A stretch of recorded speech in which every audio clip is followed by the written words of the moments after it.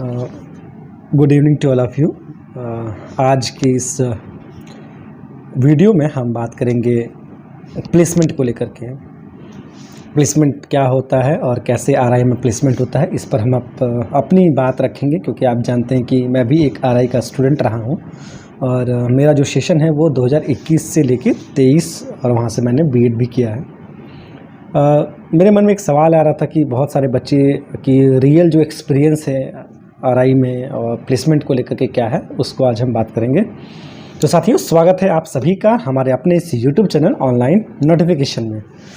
बात करते हैं कैंपस प्लेसमेंट को लेकर के। तो आरआई भुवनेश्वर में 3 और मुझे लगता है 4 मई 2 दिन प्लेसमेंट का आयोजन हुआ था और उसमें ढेर सारे स्कूल ने पार्टिसिपेट किया। लगभग 25 विद्यालयों ने उसमें प्रतिभाग किया था और लगभग 15 विद्यालय आए थे, जो ग्राउंड रियलिटी है। मैं कोई बना बनाया बात नहीं कह रहा हूँ। तो स्कूल यहाँ पर आते हैं और 15 स्कूल आए थे। उन्होंने अपना एक प्रोग्राम होता है जो प्लेसमेंट के पहले एक ऑर्गेनाइजेशन एक ओरिएंटेशन प्रोग्राम होता है, जिसमें सारे स्कूल्स अपने जो भी पोस्ट है उनके बारे में कहते हैं और अपना जो भी उनके क्वालिटीज़ होते हैं, उनको कैसे किस पोस्ट के लेवल का टीचर चाहिए होता है बेसिकली, और वो शेयर करते हैं अपने स्कूल के बारे में। वो इंट्रोडक्शन देते हैं, उनका स्कूल का एम क्या है, विज़न क्या है, रेसिडेंशियल है कि नहीं है, और ये सब चीज़ें पे बात होती है। उसके बाद वो प्रेजेंटेशन के माध्यम से या पीपीटी के माध्यम से वो अपने स्कूल को रिप्रेजेंट करते हैं।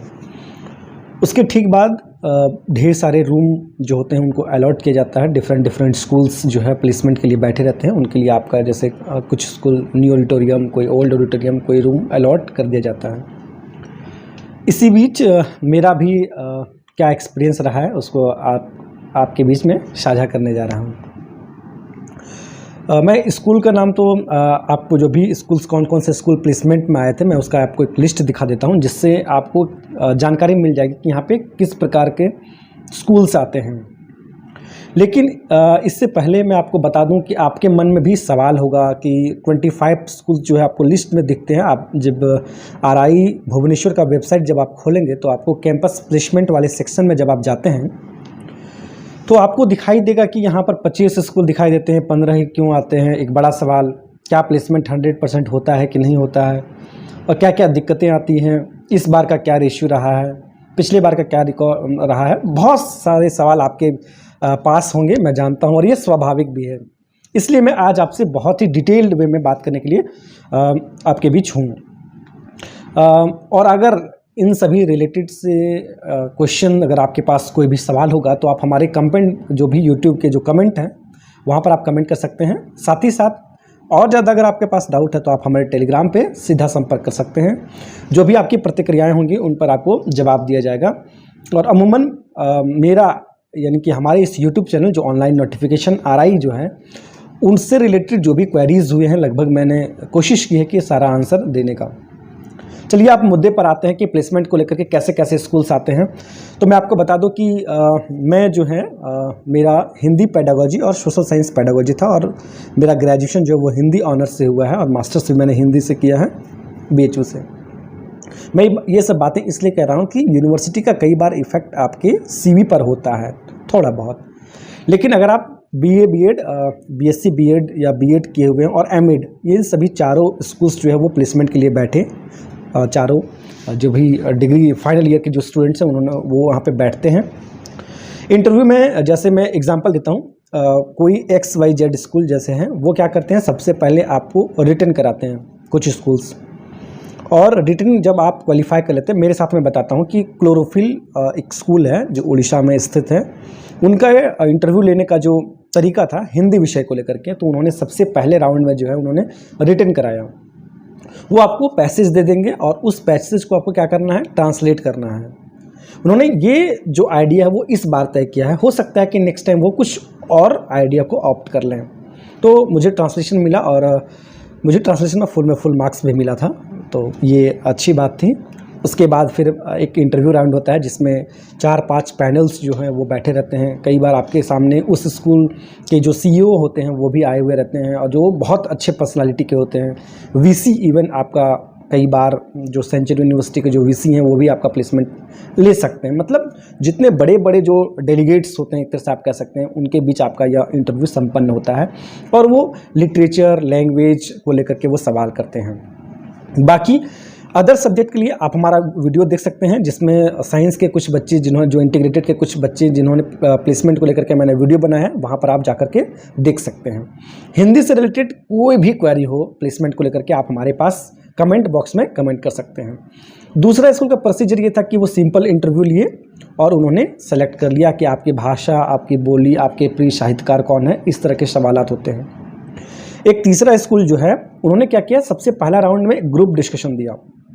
ग्रुप डिस्कशन उन्होंने एक टॉपिक दे दिया कि एनईपी 2020 को आप कैसे लागू करेंगे, इसके बारे में आपको 2 मिनट कहना है। पहले आप इंट्रोडक्शन देंगे 30 सेकंड का, बाकी 1.5 मिनट जो है वो आपको एनईपी 2020 को आप कैसे इंटीग्रेट करेंगे अपने लेसन प्लान में या आप टीचिंग के दौरान, उस पर आपको अपनी बात रखनी है। और उसके बाद जो आपके बोलने का जो तरीका है, आपका बोलने का जो हाव भाव है, जो एक्सप्रेशन है, वो आप कैसे पॉइंट को रख पाते हैं वो चेक कर रहे थे। वो बस 1 मिनट का समय दे रहे थे और उसमें फिर आपको अपनी बातें रखनी है। उस आधार पे वो मूलतः यह देखना चाहते हैं कि आपकी भाषा शैली कैसी है, आप कैसे एक्सप्रेस कर पाते हैं खुद को, आपके पॉइंट कैसे आप रख पा रहे हैं, कितना तर्क आप में आपके जो पॉइंट्स हैं उस पर आप रख रहे हैं, ये मूलतः वो चेक करना चाहते हैं। जब वो राउंड आप क्वालिफाई कर जाते हैं, उसके बाद क्या होता है, वो डेमो लेते हैं। आप क्लास जो है वो डेमो के माध्यम से आप देंगे, मतलब कोई टॉपिक भी जो आपका फेवरेट हो, कई बार वो आपको टॉपिक भी दे सकते हैं, उस टॉपिक को आपको पढ़ानी है।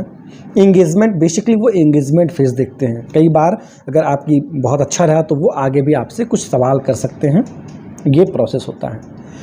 कुछ स्कूल्स थे जो पुडुचेरी से भी आए हुए थे। उन स्कूल्स का क्या था कि सबसे पहले वो आपका CV बहुत ही एकदम डिस्क्रिप्टिव वे में वो आपका CV को देखते हैं। आप इंट्रोडक्शन देते हो, उसके बाद आपका डेमो होता है और डेमो में वो लगभग 15 से 20 मिनट तक वो आपका देखते हैं कि एंगेजमेंट फेज़ कैसा है, कौन सा टॉपिक पढ़ा रहे हैं, एक्सप्लेनेशन फेज़ कैसा है।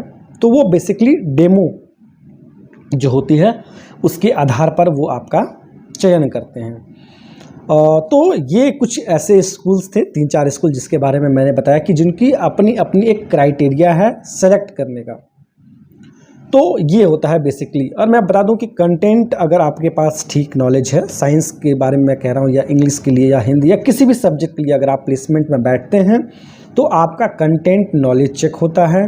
साथ ही साथ केवल कंटेंट नॉलेज नहीं, आप क्वेश्चन को कैसे टैकल करते हैं, यानी सिचुएशन बेस्ड जो क्वेश्चन होते हैं कि जैसे कुछ सवाल मुझे अभी याद आ रहे हैं कि अगर आप जैसे अभी इंग्लिश का दौर है तो आप कैसे हिंदी को पढ़ाएंगे, बच्चे हिंदी नहीं लेना चाहते हैं तो आप कैसे उनको अपनी ओर आकृष्ट करेंगे, ऐसे सवालात होते हैं।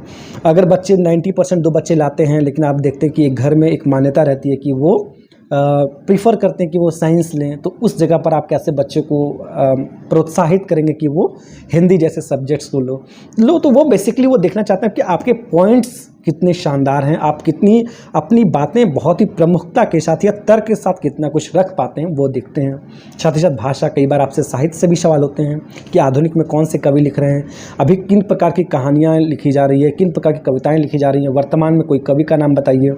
आप झारखंड से जुड़े हैं तो झारखंड के कोई साहित्यकार का नाम बताइए। इस तरह के सवाल जो कि मूलभूत सवाल होते हैं। अगर आप थोड़ा सजग हैं वर्तमान समय से और तो आप आराम से टैकल कर लेंगे, बहुत कोई बड़ी बात नहीं होती है। ठीक है।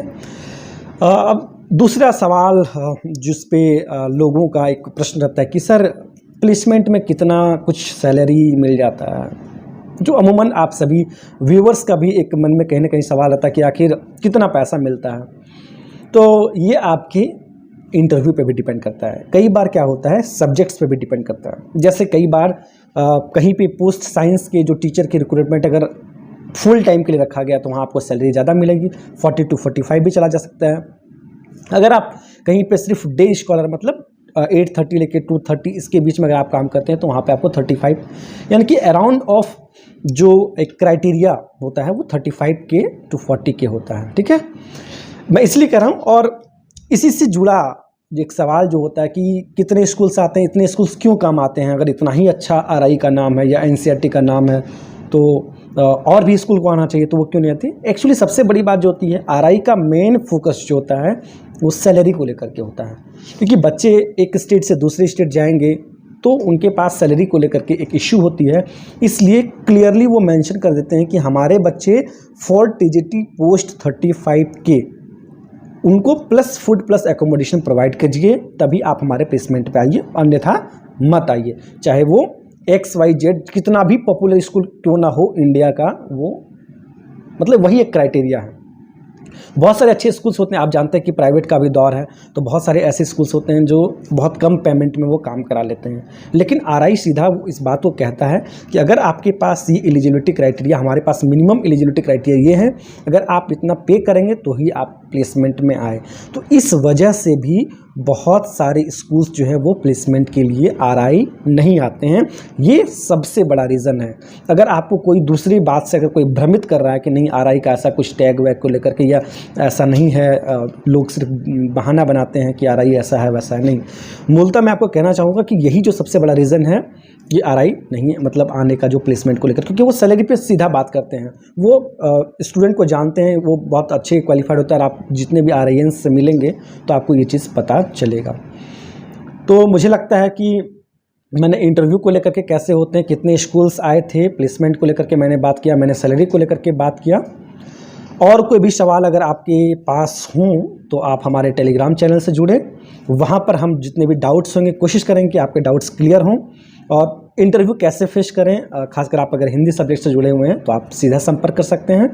बाकी फिर बातें होंगी बाद में। तो ये था आप लोगों के लिए प्लेसमेंट को लेकर के वीडियो। इसी प्रकार के वीडियो के साथ जुड़े रहने के लिए चैनल को सब्सक्राइब करें, साथ ही दोस्तों के बीच शेयर करें। धन्यवाद।